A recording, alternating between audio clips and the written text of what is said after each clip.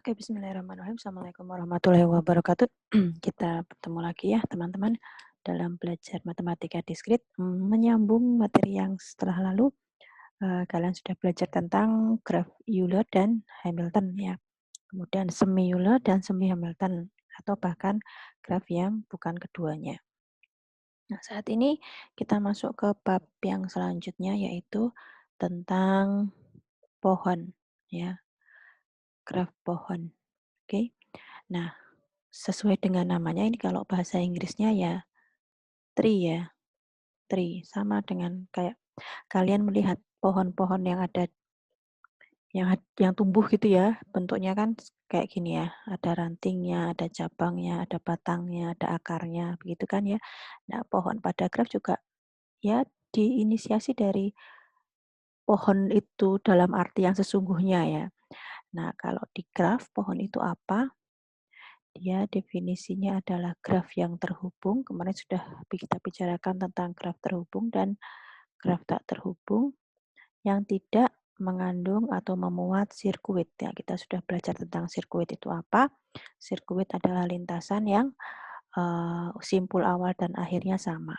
Ya, ketika suatu graf terhubung dia tidak memuat yang tidak memuat sirkuit, maka dia dikatakan pohon. Yang tidak memuat,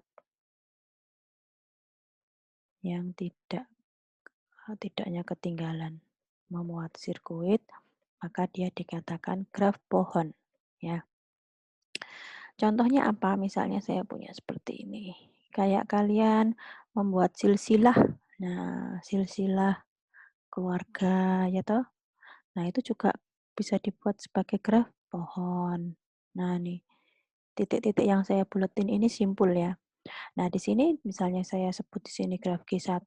Graf G1 ini kita tidak bisa membuat lintasan yang sirkuit, yang bentuknya sirkuit atau yang simpulnya awal dan akhirnya sama. Ya kan? Misalnya di sini V1, V2, V3, V4, V5, V6. Ya, kita nggak bisa membuat sirkuit jadi bentuknya kayak gini. Nah, kalau kayak gini sirkuit ya.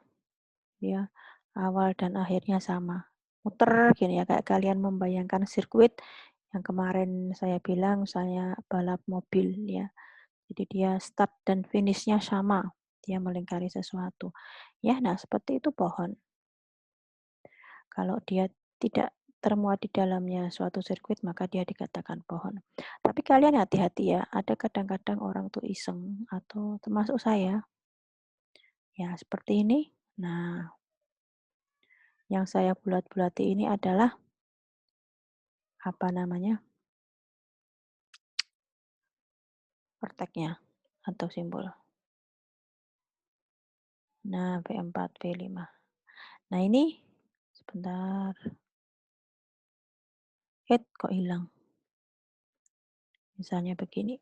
Ini.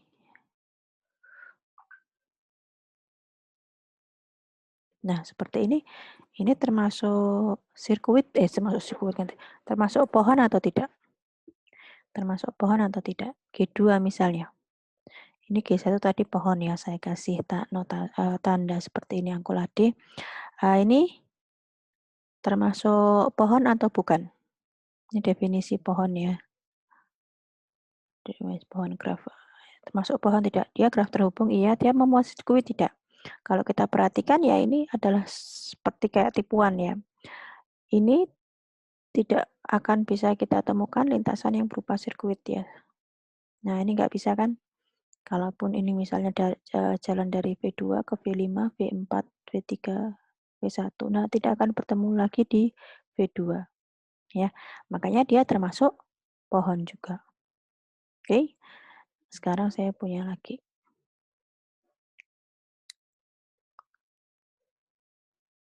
Nah, ini sebenarnya udah kelihatan ya. Nah, ini yang saya beli titik yang lebih tebal dia dikatakan sebagai simpul ya. Misalnya gini, V3, V4, V5, V6. Oke, kita anggap ini sebagai G3. G3 suatu pohon atau bukan? Nah, kita bisa menemukan atau kita bisa tidak menemukan sirkuit di dalam graf G3. Ya, bisa ya. kita lihat V3 kok V3, V4, sorry. V4, V4 ke V2 ke V1 balik lagi ke V4. Ya ini E-nya saya hilangkan. Jadi ini kalau saya tebel ya, ini ke sini, terus ke V1, ya, terus balik lagi ke V4. Nah itu sirkuit ya. Berarti G3 bukanlah suatu pohon. Oke. Nah, satu lagi misalnya, satu terakhir ya.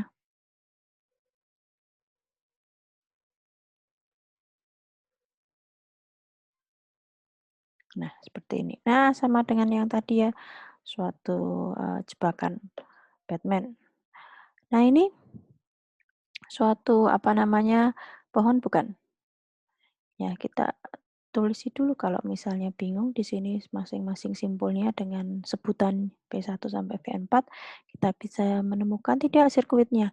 Kalau kita tidak bisa menemukan sirkuitnya, maka graf tersebut merupakan suatu pohon. Nah, ini dari V1 ke sana, V3, V2, V4 nggak bisa, dari V3, V2, V4 juga nggak bisa. Berarti G4 adalah suatu pohon.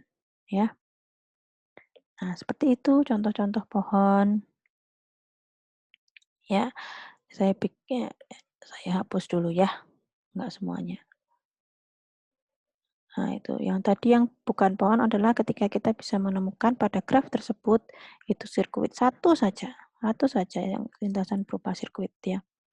Kan kalau saya punya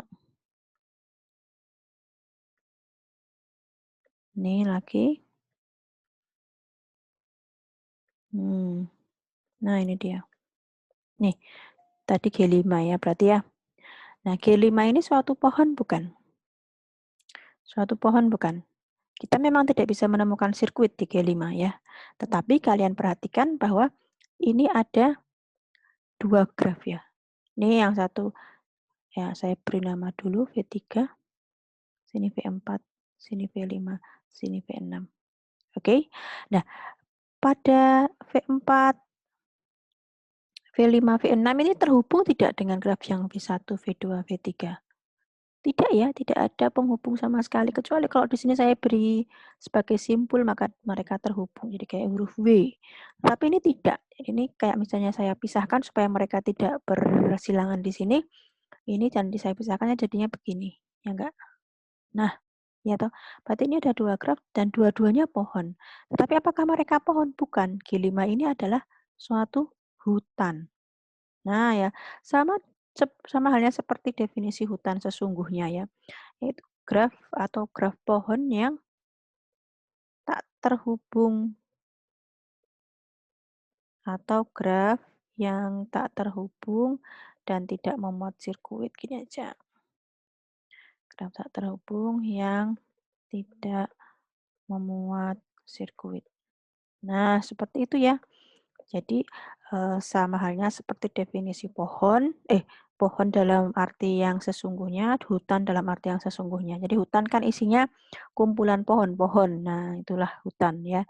Ini tadi definisi hutan. Oke? Nah, sudah kita masuk ke definisi selanjutnya, ya. Pohon merentang atau terkenalnya dengan spanning tree.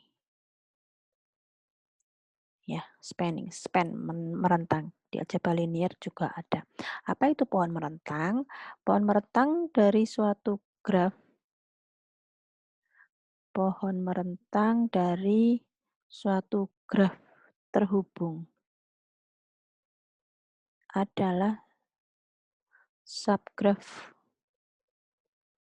merentang yang berupa pohon. Ya, jadi misalnya saya punya seperti ini dari graf ya. Ini kan graf loh.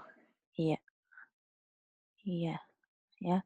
Sini V1 misalnya V2, V3, V4, ini graf graf G begitu. Kemudian saya mau membuat pohon merentang dari graf G. Maka mencakup semua simpul-simpulnya. ya. Mencakup semua simpul-simpulnya tetapi tidak semua rusuk-rusuknya. Yang penting adalah subgraf tersebut pohon ya. Ya toh, pohon. Sini V4, sini V3, sini V2. Ini 2 ya. V2 ya, mencakup semua simpul-simpulnya pada graf G, tetapi tidak pada rusuk-rusuknya. Sedemikian sehingga rusuk-rusuk tersebut tidak apa subgraf tersebut tidak membentuk pohon, tidak membentuk sirkuit ya. Kalau misalnya saya punya begini, uh, uh, uh,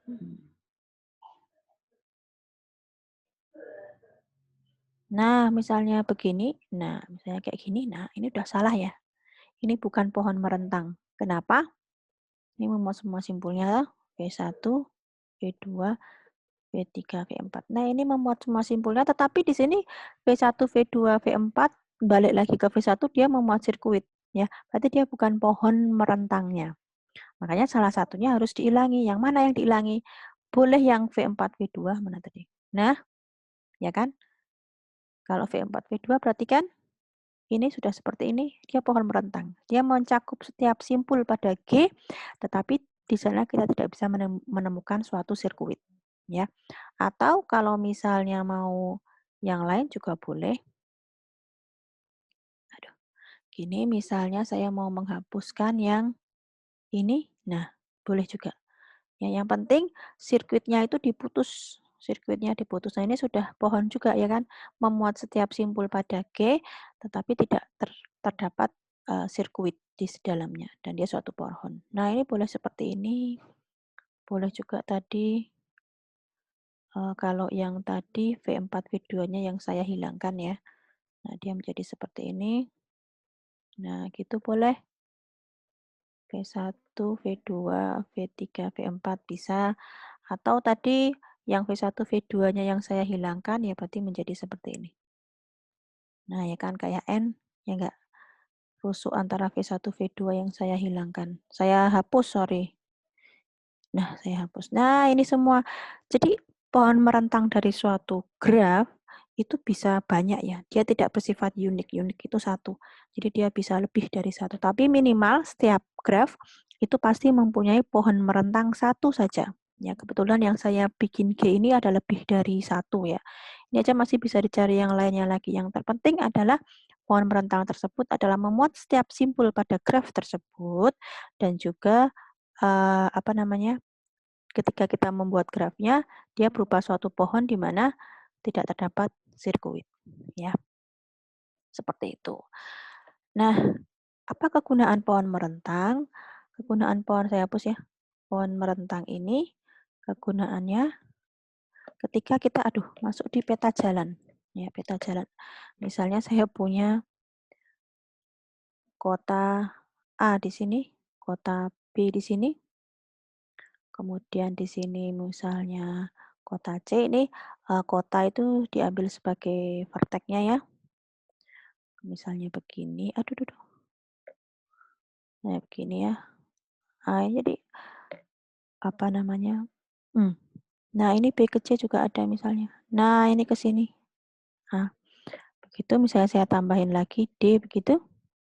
Nah, kadang-kadang ini graf berbobot ya. Ini kan graf biasa atau graf G2 lah misalnya begitu. A, B, C, D, oh ini E. A, B, C, D, betul. Nah, ini misalnya suatu peta dari suatu kota saja ya, kota Jogja atau apalah ya, sembarang kota begitu, di mana dari jarak antara A dan ke B misalnya 5 kilo, begitu. Graf pakai bobot ya, jadi graf bobot itu adalah graf yang rusuk-rusuknya punya bobot. Bobotnya bisa kilometer, bisa dalam rupiah, bisa macam-macam. Ya, ini misalnya sebagai contohnya peta jalan aja yang paling simpel. Nah, misalnya B ke E-nya 4, tapi A ke E-nya 3 misalnya. Di sini 2, di sini 3 kilo, di sini 3 kilo, sini 4 kilo, sini 5 kilo. Nah, pohon merentang ini digunakan untuk kita mencari jarak antara dari A ke B ke masing-masing setiap kota. Jadi kita mau mengunjungi setiap kota tetapi mencari jarak yang paling minimum. Ya, mencari jarak yang paling minimum. Maka dikatakan pohon merentang minimum. Nah, itulah kegunaannya. Jadi nanti setiap A, B, E, C, D ini ada jarak yang paling minimum. Mana jarak yang paling minimum? Itu contoh sederhananya seperti itu penggunaannya. Nah, pohon merentang ini nanti biasanya banyak sekali digunakan untuk menyelesaikan masalah ya keseharian biasa ya. Bisa ini, bisa jarak, terus kemudian bisa sekolah ketika dia membutuhkan listrik, ketika masing-masing ruangnya, misalnya kelas 1, kelas 7 ya, kelas 7, kelas 8, kelas 9 ada perpustakaan, kemudian ada satpam, ada kantin. Nah, ini ada sistem perlistrikan yang satunya paralel apa ya? Lupa saya. Nah, itu dari sini pusatnya nanti mengalirnya kemana? Kalau ini ke kelas 7 ini butuh sekian watt misalnya. Ini ke sana butuh sekian 8 watt, ini ke sana berapa, ini ke sana berapa. Nah, nanti dicari yang paling minimum itu yang berapa sedemikian sehingga pihak sekolah bayar listriknya tidak terlalu mahal. Nah, seperti itu maka dibutuhkan pohon merentang di mana pohon merentangnya itu bersifat minimum. Jadinya nanti yang tadi listrik si pemilik sekolahnya tidak terlalu banyak mengeluarkan apa namanya biaya untuk bayar listrik ya. Kemudian kalau yang tadi A, B, E gitu kan, ini mau ke sana itu yang paling penak mana siapa tahu nanti mau ke E lewatnya ke B dulu itu paling ringkas juga bisa juga kan, misalnya di sini 1, di sini 2, oh sama aja, tapi mungkin keunggulannya kita bisa jalan-jalan dulu, misalnya seperti itu, ya. Jadi nanti bisa digunakan, bukan aplikasi ya, istilah pohon merentang minimum, ya. Nah, untuk mencari pohon merentang minimum, kita bisa saja ya kalau misalnya graf sederhana yang seperti G2 ini kita bisa mengira-ngira, ini mesti yang dipilih nanti 2, 3, 3, 4 ya. Tetapi ketika grafnya kan nggak mungkin ya dalam satu wilayah begitu hanya ada 4, 5 kota ya toh, mesti kan lebih dari 10. Nah, itu seperti apa? Nah, di sini untuk mencari suatu pohon merentang minimum ada istilah yang dinamakan algoritma Prim dan Kruskal. Algoritma Kruskal.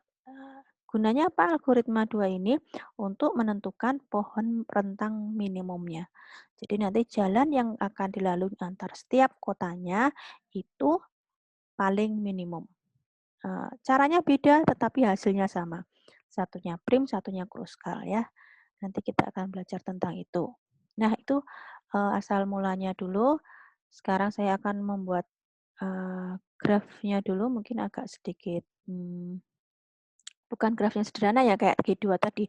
Kalau G2 tadi kayaknya terlalu sederhana untuk dibuat pohon merentang minimum. Jadi kita akan membuat yang agak sedikit complicated seperti itu. Oke, saya hapus dulu ya. Oke, saya buatkan apa namanya grafnya ya. Anggap aja ini suatu peta jalan, itu boleh. Jalan kereta api misalnya, atau jalan biasa, jalan raya begitu. Ya ini.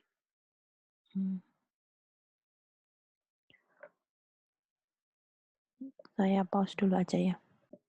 Oke, ya ini saya gambarkan dulu. Anggap saja ini suatu graf peta jalan gitu ya, dari kota A sampai kota I, di mana kalau saya mau ke A, menuju ke A, ada 4 kilo, A ke C8, B ke C6, B ke F8, dan seterusnya ya. Sudah ada bobotnya. Kemudian kita mau mencari pohon rentang minimumnya dengan menggunakan algoritma Prim.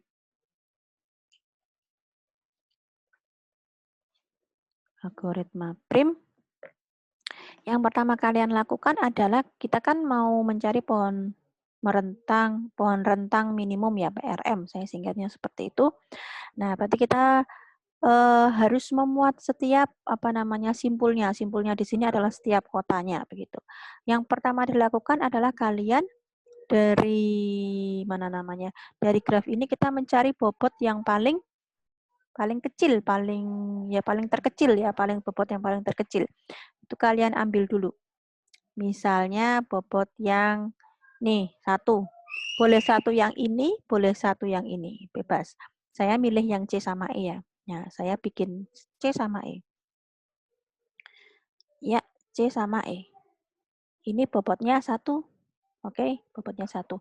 Nah, kemudian dari simpul C dan simpul E, itu kita melihat lagi rusuk yang berikatan dengan C dan E yang paling kecil, yang terkecil ya. C dan E pada graf ini, C itu berikatan dengan rusuk yang bobotnya 6, bobotnya 7, dan bobotnya 8. Ya, berarti yang kita kalau ambil 6. Nah, tetapi di rusuk di simpul E, ini, oh ini belum saya kasih, ini berapa ya, Pak? 3 gitu aja. Ini di simpul E, ini ada rusuk yang berikatan dengan E itu 2 dan 3. Nah, makanya semua dibandingkan bobotnya. Kalau 1 kan sudah ya kita tuliskan di sini 1. Nah, kita bandingkan 2, 3, terus kemudian 7, terus kemudian 6, terus kemudian 8. Manakah yang paling kecil? Dari 2, 3, 7, 6, dan 8. Paling kecil adalah 2. Maka kita lanjutkan dari C ke G. Ya, ini 2. Seperti itu. Ya. Nah, lanjut lagi.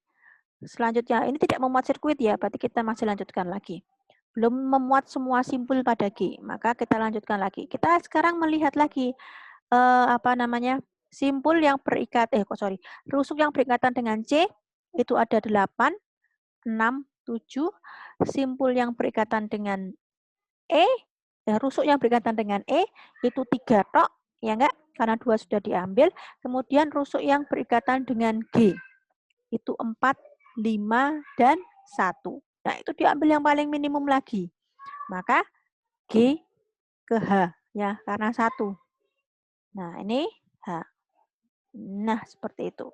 Nah, kita cari lagi urutan terus sampai semua simpulnya masuk di pohon merentang ini.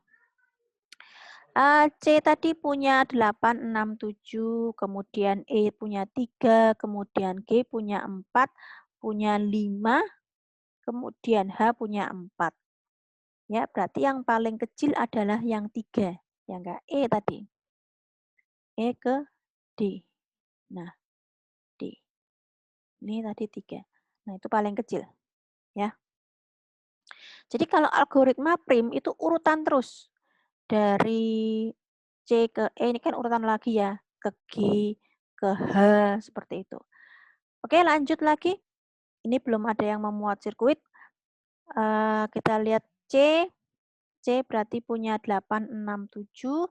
Terus kita punya D. D punya 2 di sini. Nah, sudah kelihatan ya. G punya 4, 5. H punya 4. Berarti yang kita ambil adalah D. Karena dia hanya 2. Di sini F. Ya toh? Nah, lanjut lagi. Karena belum semua termuat simpulnya. Kita lihat lagi, C tadi masih tetap sama. 7 tidak mungkin masuk sebagai pilihan ya, karena ketika kalau 7 saya gabungkan di sini, ini saya gabungkan begini, maka dia akan memuat sirkuit otomatis. Yang 7 ini bukan sebagai suatu pilihan, seperti itu. Jadi yang hanya pilihan adalah 8, 6. Nah, sisa ini kan udah banyak ya, C, E, D, F, G, H. Kurang apa nih? I sama A sama B. Berarti kita hanya cukup gini aja mikirnya supaya gampang. A, sini B, sini I. Walaupun sebenarnya kalau kayak gini tidak ini ya, tetapi kalau kita mau menuju ke pohon merentang kan seperti itu. Kita memuat setiap simpul dari G-nya, nah itu kita diambil yang menuju ke I, mana tadi? Menuju I dulu misalnya, menuju ke I yang paling kecil mana?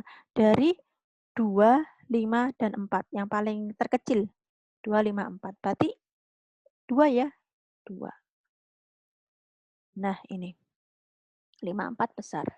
Oke, kemudian yang ke B, yang paling terkecil yang mana menuju B? 6, 6 sama 8. Ya, 6 sama 8. Berarti kita pilih yang 6. 6 tuh dari C ya. 6 tuh dari C. F ke B 8. D tidak ada. Nah, ini 6. Nah, yang mau menuju ke A? 4. Paling kecil. Dah. Seperti itu. Nah, kita cek A, B, C, D, E, F, G, H, I. Nah, cocok. Ini adalah pohon merentang dengan menggunakan algoritma prim. Ya, pohon merentang dengan menggunakan algoritma prim. Kita lihat bobotnya berapa? Bobotnya 4 tambah 6 tambah 1 tambah 3 tambah 2 tambah 2. 2-nya ping 3 tambah 1. Oh, betul ya, 4, 6, 1, 2, 3. 2-nya 3 kali 3, 1. Ini berapa nih? 10, 10, 14, tambah 2, 16, 18, 20, 21. Betul ya? 10 tambah 4, 14, tambah 6, tambah 1, 21. Bobotnya 21. Nah, seperti itu untuk menggunakan algoritma prim. Ya, kita sudahi dulu ya. Sampai sini algoritma Kruskal, masuk ke video selanjutnya ya, karena ini kayaknya sudah terlalu lama videonya. Oke, itu saja dulu. Semoga bisa dipahami. Nanti kita belajar lagi di video selanjutnya tentang algoritma yang Kruskal, bukan yang prim. Inti pada poin prim adalah kalau kita kita itu mencari rusuk yang paling kecil dulu. Kemudian kita lihat simpul-simpul yang berikatan pada rusuk yang sudah kita tulis tadi. Kayak C sama E dicari yang paling minimum. Yang manakah? C kah atau E kah? Kemudian nanti lanjut lagi ke kanan, nanti terus dicari lagi rusuk yang berikatan dengan 1, 2, 3, mana yang paling minimum. Ketemu lagi di sini toh, terus nanti dicari lagi rusuk mana yang paling minimum. Seperti itu algoritma prim. Sampai nanti kita menemukan pohon merentangnya yang memuat setiap simpul pada graf G-nya. Begitu ya teman-teman. Itu saja dulu yang paling penting dari video kali ini. Semoga bisa dipahami. Jika ada pertanyaan bisa menghubungi saya. Terima kasih. Wassalamualaikum warahmatullahi wabarakatuh.